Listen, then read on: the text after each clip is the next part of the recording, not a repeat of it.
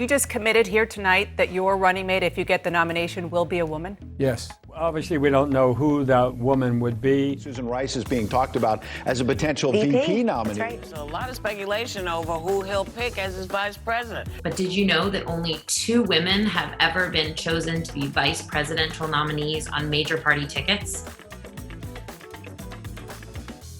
We all remember Governor Sarah Palin. You can actually see Russia from land here in Alaska. But the first woman chosen to be VP on a major party ticket was all the way back in 1984. Ladies and gentlemen of the convention, my name is Geraldine Ferraro. You know, she said that she expected women to be on the ticket regularly after her run. And yet, it wasn't until 2008, 24 years later, that we saw it again. And now 12 years later, here we are. And I think it's important to look back and see the obstacles that she had to face. Very motivated trying to get the woman's vote, and I don't approve of that at all. Not at all? No, not at all, and I won't vote for him. Maybe I'm old-fashioned, but I think most women are not going to want to vote for a woman. Both Mondale and McCain were far behind in the polls, and they were desperately looking for something, for some way, for some person to save their flailing campaigns. A gambit, a surprise, some way to shake things up. They were meant to be the stars. Mondale was down nearly 16 points in the polls when he named Ferraro as his VP, but the excitement surrounding the nomination gave the new ticket a big boost, bringing Mondale's polling nearly even to Reagan's. She was a really natural politician with incredible charisma. There was such excitement and enthusiasm for the ticket that they had to stop that. Ferraro passed away in 2011, but we were able to talk to her daughter, Donna Zuccaro, who made a documentary about her mother's life and her historic VP race. We had known that she was being talked about, it was in the press, but even she didn't think it was going to happen. At the convention itself, before my mother accepted the nomination, when we were going on the stage, she said to us, "Girls, you have to make sure not to cry.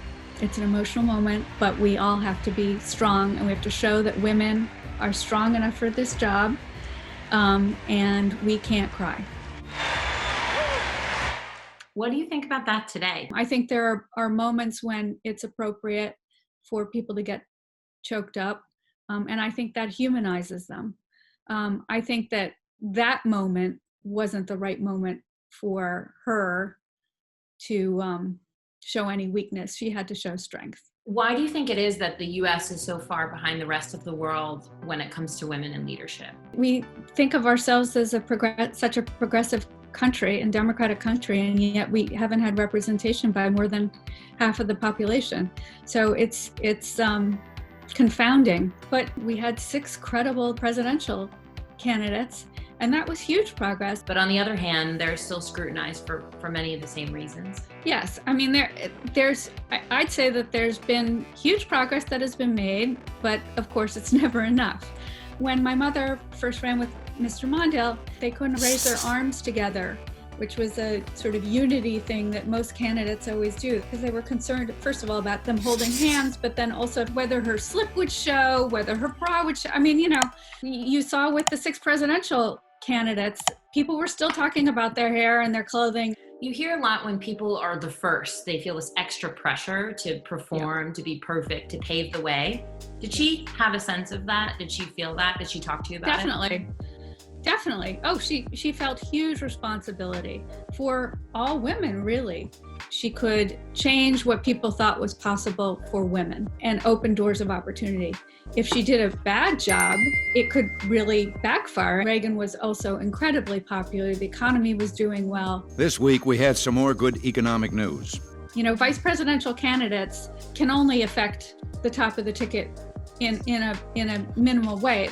It reflects on the character of the person choosing them. This time is different. Biden's leading in the polls. So he's not looking for a woman to save his flailing campaign. He's not putting all that pressure on her shoulders. Women are overwhelmingly supporting Joe Biden right now, and African-American women especially. Biden's decision to pick a woman is quite a conventional choice. It's a nod to a very important segment of his base and a signal about the future of the Democratic Party. In a way, that's progress.